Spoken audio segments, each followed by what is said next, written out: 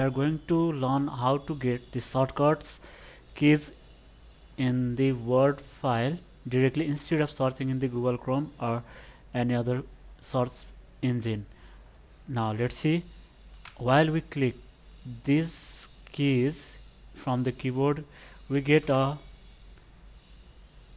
macros, that is macros name, and within this we will get at first we get all active templates and documents of this file, but we need to go to Word commands, and after that we need to go to through this command, that is list command, and run this one.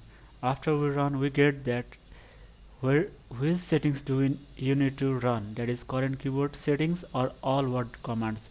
Right now I am running this current keyboard settings, that is here, and the required shortcut keys of the Word files are over here.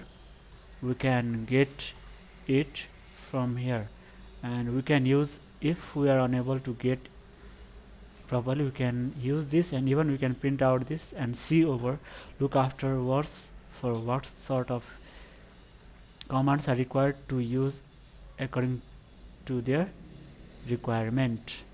Okay, thank you for watching this video.